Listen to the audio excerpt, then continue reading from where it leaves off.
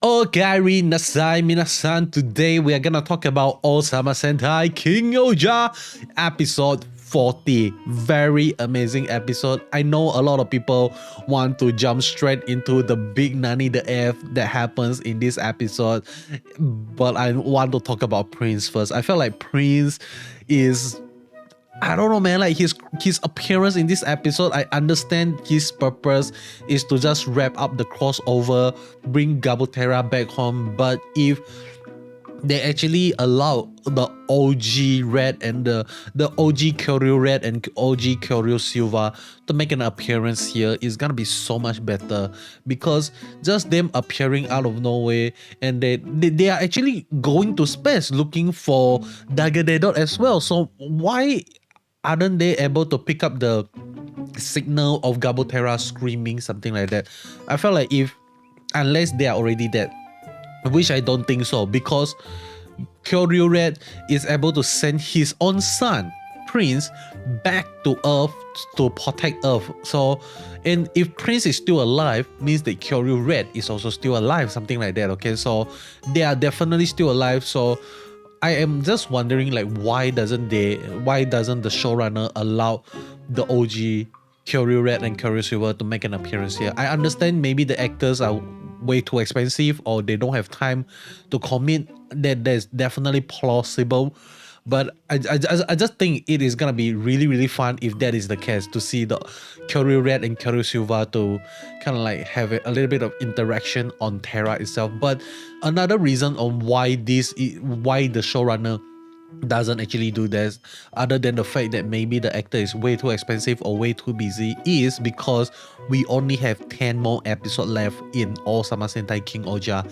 So I felt like if they actually bring Kyoryu Red and Kyoryu Silver back into the story once again, it's gonna be a little bit distracting to the original Sentai that is in the series itself. The story is supposed to be Ohsama Sentai, not about Ohsama and Kyoryuja combined, something like that. So I kind of like understand why they go with this route, but at the same time, I feel like there is also another possibility that they can do regarding the appearance of Prince. They can just cut Prince off entirely in this episode. I think is gonna be, everything is still gonna work fine.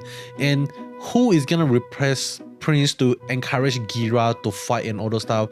Let Kogane, let Boo be the one to actually encourage Gira. Hey, don't give up, keep on fighting, you can do this. And I felt like if they are the one that actually encourage Gira to fight on, continue on, it's gonna be way much more impactful when we actually see the citizen of Shugodem dragging them away from Gira and forcing them to step away from Gira and forcing Gira to be alone. I felt like that is gonna be way much more painful to watch, because his source of strength, his source of hope has been stripped away from him right in front of his face. I think that is gonna be way much more impactful, way much more better.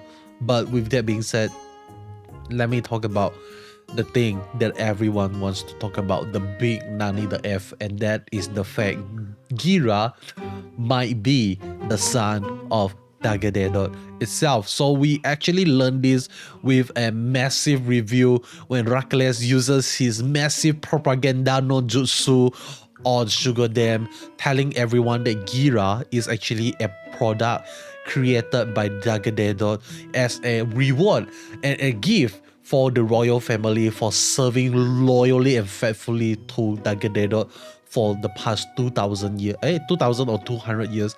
And Gira right now is actually the gift of Dagadedot for the people, and Gira actually inherit the power of that is similar to Dagadedot, where he is able to just make the Shugot appear and make the Shugot disappear at the same time, something like that.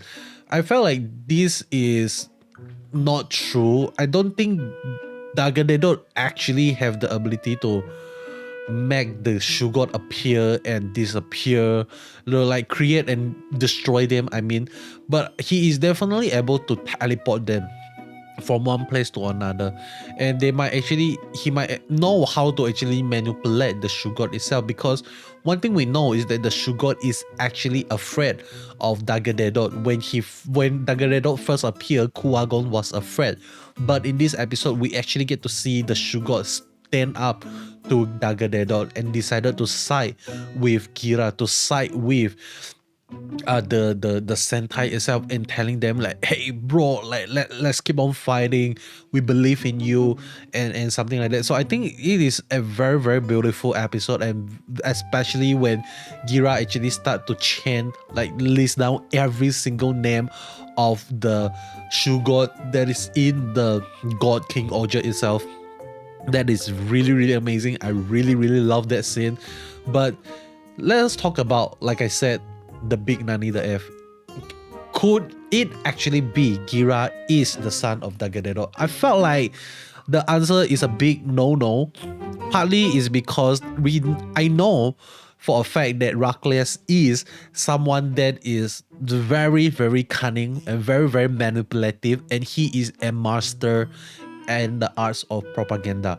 When he uses propaganda, this is not the first time. We actually get to see him uses this technique multiple times, and I'm not surprised that the thing that he said are all lies, and all of these are kind of like a scenario, a story that Racles actually created just to make Gira into the tyrant king that he always called himself to be.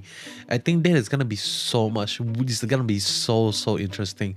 But I also felt like it almost felt like the citizen of Sugar is so stupid, because they have been with Gira for the past 2 years, and I really doubt where is their loyalty,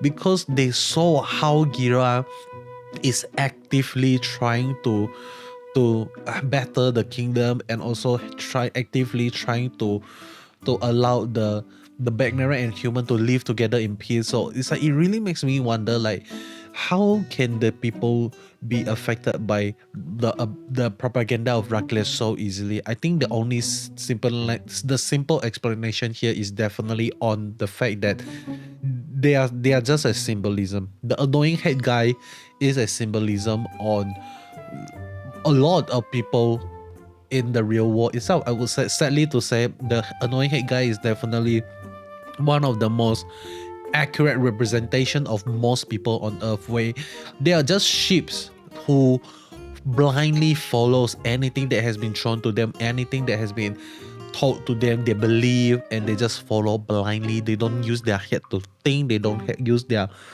mind to reasons with whether or not this news that has been given to them, is it real, and is anyone kind of gonna benefit from this news at all?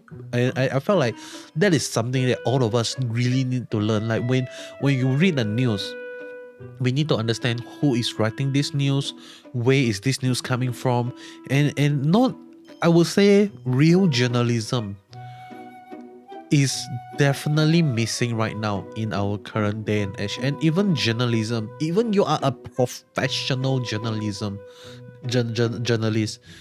there are still certain things that you are gonna see and write based on your own interpretation and your own perspective. So really double think before you act, before you believe anything, and that is the scary thing about propaganda, because it's gonna make people to do stupid and crazy thing. And we saw this. If you are fans of The Boys, you know what happened in season 2 with the Stormfront, if not mistaken her name. So we know what is the damage and all those stuff. So it is really, really scary, okay? But another possibility on why Dagadedot is not the father of Gira itself is because, how do I actually say this? I just felt like Dagadedot, if Gira is really the son of Dagadedot, then it would have made much more sense if we actually got a little bit of hint and dialogue before this episode, because there is no hint at all on this turns out to be the truth and all the stuff. Maybe Gira is really a product of some experiment, or maybe Gira is really as a product of from the Shogun rather than directly from, you know, like the parents of Racles itself. Maybe the mother and father of Racles actually tries to do a little bit of experiment and kind of like consuming the Kuwagon soul or something like that into their body. Or maybe there's another possibility on why the hell does Gira actually have the soul of Kuwagon in his body is because of the golden jewelry that he was like really loved to eat when he was a kid, and he accidentally consumed the soul of Kuwagon into his body, and maybe that is how he was being taken out of the palace itself, because he was presumed dead, because maybe he choked on the soul of Kuwagon, but he actually survived the process itself. So maybe that is a possibility there. So yeah, I think he is definitely not the father of Gira, and Gira is definitely not the father of Dagadedot. That is my theory, that is my comment. Let me know in the comment section below, what do you think? Do you think Gira is really the son of Dagadedot? Is Dagadedot really the father of Gira? This is really insane, but it's definitely a fun thing to talk about. So with that being said, I think that is pretty much it from me regarding this episode. Let me know in the comment section below your thoughts, your comments, and your theory especially. Before you leave, and if you made it this far into the video, comment the word. What would be a great word here? Monster. Let's go with monster. Why monster? Because Gira, if he is really the son of Dagadedot, then that would actually make him a monster. So with that being said, that is all. Goodbye.